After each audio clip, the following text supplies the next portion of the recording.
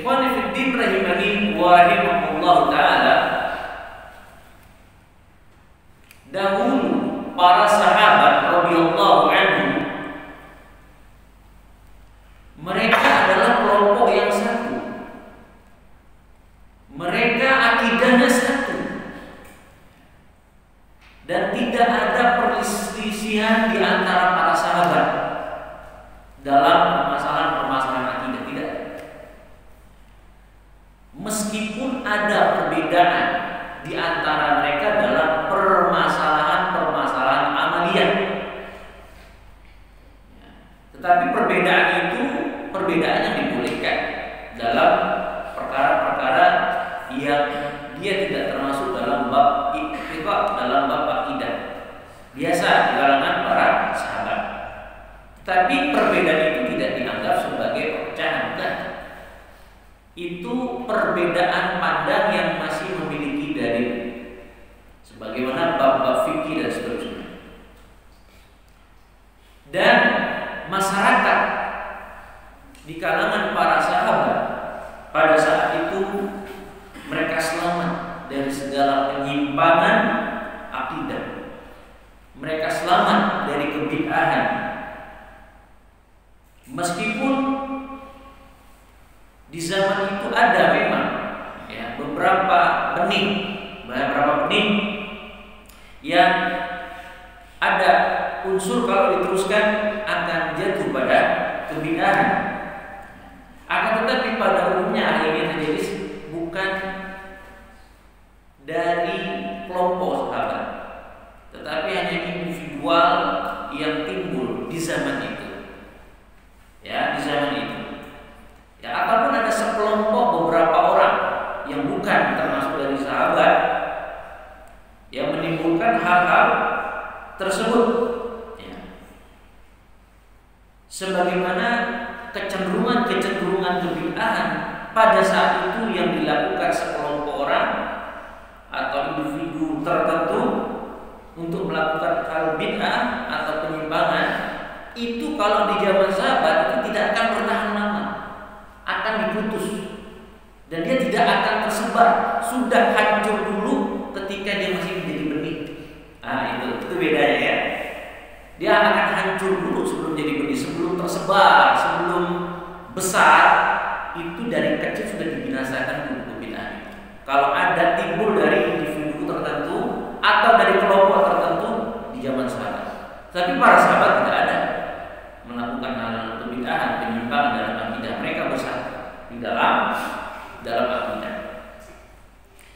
Ayat ikhwan rahimani wa rahimakumullah taala. Dan dahulu para sahabat dan tabi'in ini muridnya para sahabat, ya, mereka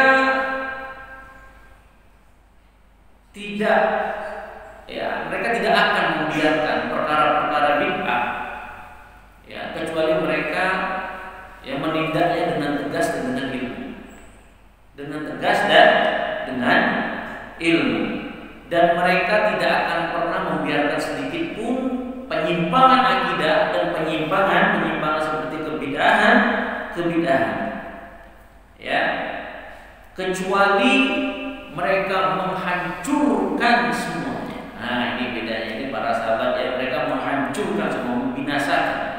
Mereka menjelaskan al-haq kepada umat.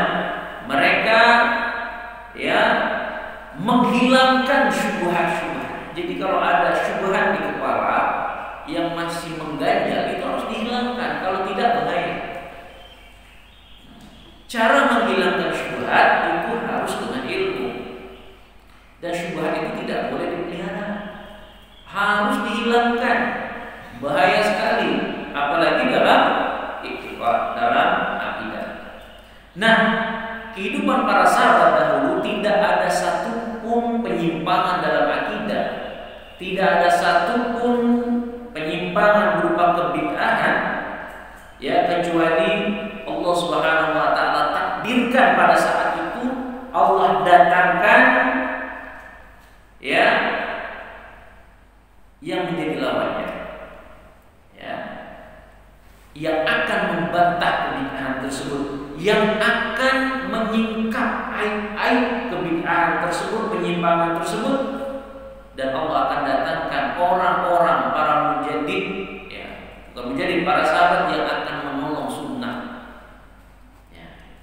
Dan tidak ada satupun pemimpin-pemimpin kebid'ahan pada saat itu kecuali Allah takdirkan datangkan para pemimpin-pemimpin sunnah yang akan membantahnya, ya, yang akan menghalanginya, yang akan membongkar kedoknya. Nah, itu ya, akan membongkar kedoknya. Itu akan dibongkar pasti, ya, dan membantah kebid'ahannya dan menegakkan hujjah kepadanya. Ini ciri-ciri para sahabat itu begitu. Kalau ada kesalahan, tegakkan hujjah, jangan ngomong di belakang. Nah, ada penyimpangan untuk sesat, ya udah datang ini kesesatan ini hujahnya, ini qaul ulama, ini gini para sahabat begitu. Ya. Ketika melihat penyimpangan, mereka segera akan dibasminya, akan segera dibantah.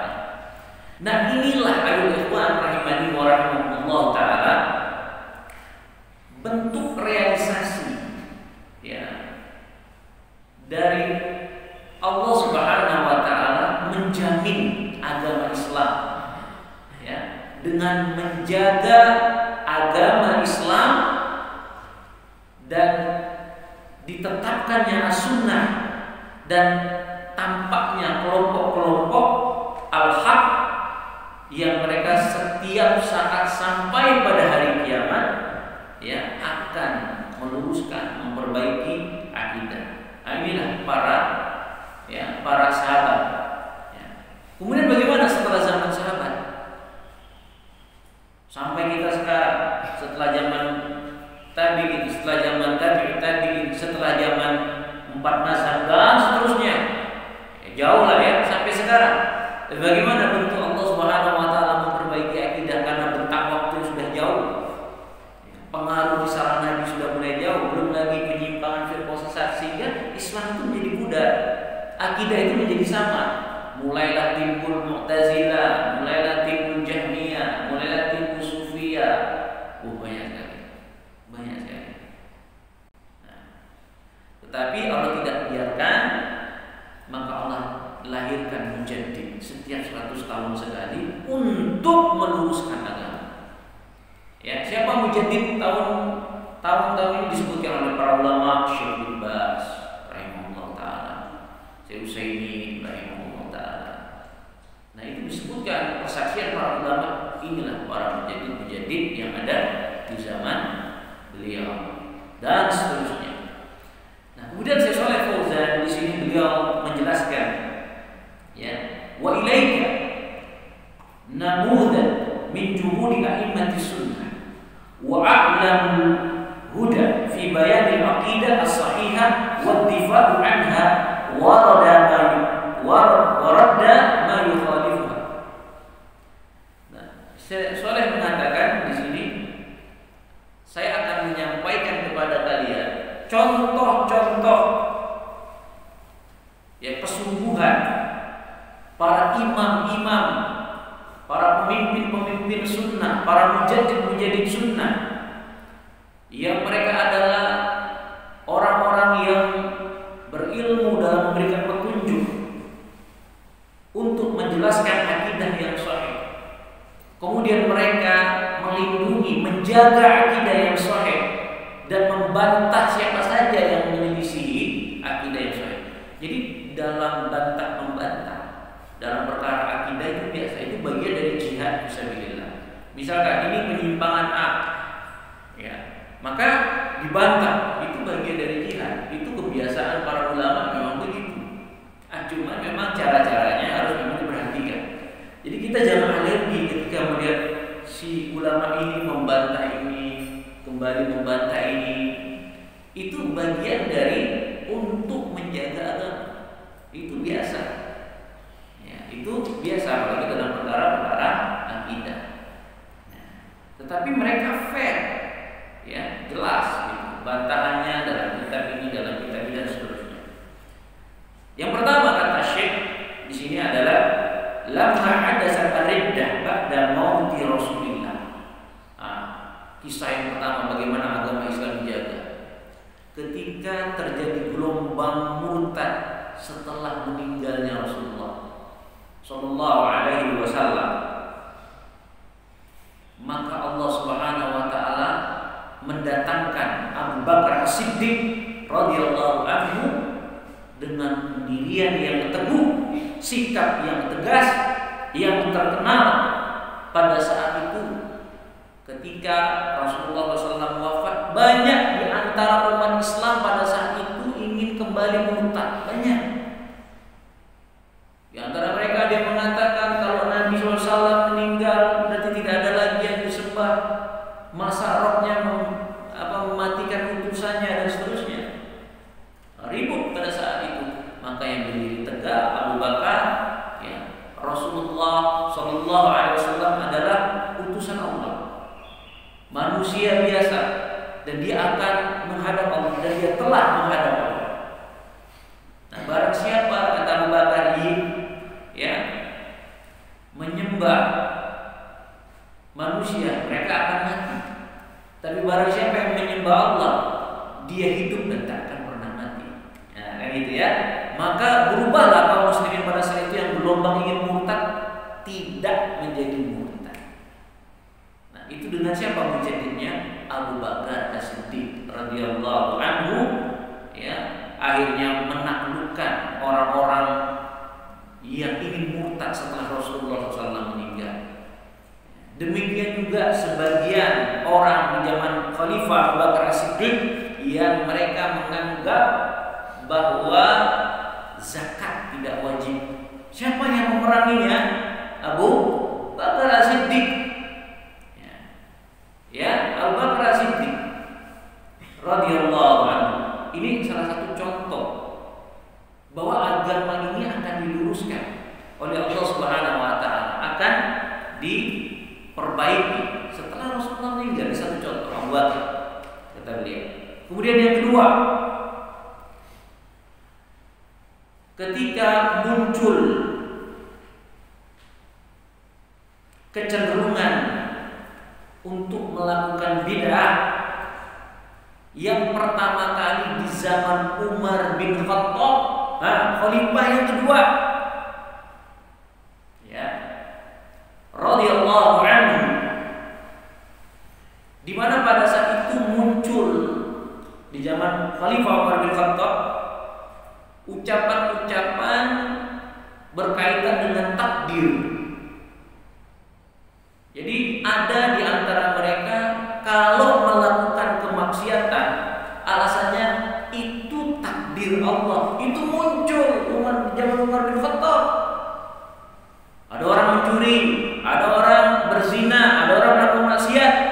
Nanti dibilang ini takdir dari Allah. Nah, itu muncul di zaman Umar bin Khattab radhiyallahu anhu. Ya. Ini yang ikhwan rahimani wa rahimakumullah. Kemudian di zaman Umar bin Khattab juga banyak orang sibuk dengan ayat-ayat yang mutasyabihat. Ini kata saya di sini ya, ayat-ayat yang mutasyabihat. Jadi dalam Al-Quran itu ada ayat yang muhkamat, ada ayat yang mutasyabihat. Ayat-ayat yang muhkamat, ayat-ayat yang jelas. Ayat-ayat mutasyabihat itu ayat-ayat hanya Allah Subhanahu wa taala yang bisa menafsirkan. Illa atau ya orang yang rasikhuna fil ilm, orang yang para ulama yang dalam ilmunya. Tapi terkadang para ulama itu tidak bisa dalam ayat-ayat mutasyabih dikembalikan kepada Allah. Contoh, alif lam mim. Ayo Pak, tafsirannya apa? Mana ada yang tahu nama tafsir apapun antum buka alif lam mim? Hanya Allah yang tahu. Itu mutasyabih kan? Ya, contoh Yasin. Mana? Apa itu tafsir Yasin? Mana ada yang tahu Yasin? Alif lam ra dan seterusnya.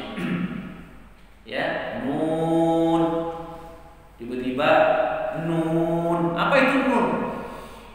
Huruf nun aja kan? Nun. Dan seterusnya. Ya ikhwan rahimani wa rahimakumullah ta'ala. Nah, di zaman Umar bin Khattab ada yang suka berdalil dengan takdir kalau melakukan kemaksiatan. Ada di antara mereka juga sibuk dengan ayat-ayat yang mutasyabihat, mulai dipretet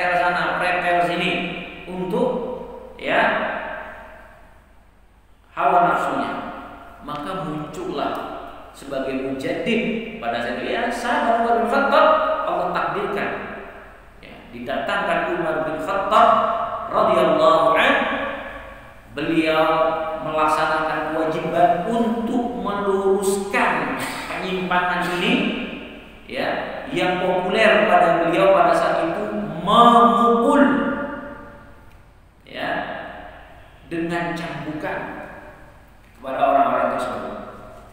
Ya, contoh sikap Umar bin Khattab menghukum yang bernama seorang Sabir bin Asad al-Iraqi.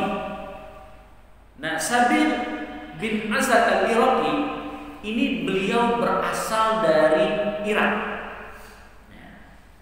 Dia suka bermain ayat-ayat mutasyabih. Kemudian dia datang ke Mesir, banyak pengikutnya. Pada saat itu Mesir gubernurnya utusan dari Umar, Amr bin As. Kemudian Amr bin As melihat Sabir seperti itu, ditangkap sama Amr bin As. Lalu Amr bin As menulis surat, si fulan Sabir sudah bermain ayat-ayat mutasyabihat, dikirim ke Umar bin Khattab di Madinah, Mesir, Madinah. Apa kata Umar bin Khattab? Suruh dia ke Madinah. Utus ke Madinah. Kemudian dipanggil oleh Umar bin Khattab. Ya. Terus apa yang terjadi? Ya, dicambuk sama Umar bin Khattab, plak sampai berdarah. Ya. Tidak taubat, masuk penjara. Ya. Sudah sembuh, panggil lagi. Gimana? Kita tasyabihat masih plak, pukul lagi, berdarah, suruh sampai sembuh lagi. Dipanggil lagi nanti sama Umar bin Khattab, tanya lagi ayat tasyabihat, masih dipukul lagi. Terakhir si Sabir ini, ya Umar, jangan kau bunuh aku dengan cara menyiksa seperti ini. Di dalam riwayat ini ada ini banyak. Maka aku sudah taubat, tidak seperti ini lagi. Baik, kalau kamu sudah taubat, ya, maka dia dikembalikan lagi ke Mesir. Tetapi Umar memberikan pesan kepada Amr bin As, tetap waspadai dia, jangan buat orang duduk-duduk dengan dia sampai benar-benar kamu perhatikan dan betul. Nah, itu namanya boikot, namanya hajar. Ya. Dalam boikot, dalam hajar itu ada kaidah-kaidahnya, ada syarat-syaratnya. Dan apa yang dilakukan jelas, ya, penyimpangannya jelas, dan yang melakukannya juga orang yang memandang, Umar atau Khalifah. Terus akhirnya diperhatikan Amr bin As, dia taubat, baru dikirim surat lagi ke Umar bin Khattab, sudah taubat benar-benar. Nah, baru boleh orang duduk sama dia. Nah, ini kisah nyata, ya, As-Sabir namanya. Kemudian seorang yang mencuri beralasan dengan takdir, dipukul dengan pelupa kurma di kepalanya, plak sampai luka, terus sampai dia tobat, sama juga. Apa katanya? Ya Umar, aku melakukan maksiat atas takdir Allah ya Umar. Iya, aku pukul kepalamu juga atas takdir Allah. Itu jawab Umar. Mantap kan? Nah, ya. Jadi aku mencuri karena takdir Allah. Oh iya, aku pukul kepalamu juga atas takdir Allah. Mau apa kamu? Mau apa? Ya, Umar mau dikalahkan dalam kayak begitu, ya. Setan saja melihat Umar lari terkencing-kencing. Itu kata Rasulullah SAW. Aku melihat setan lari terkencing-kencing melihat Umar bin Khattab radhiyallahu anhu. Mana ada setan yang berani dekat Umar bin Khattab radhiyallahu anhu. Itu makanya wajar jadi khalifah yang kedua. Dengan pemberaninya dia di atas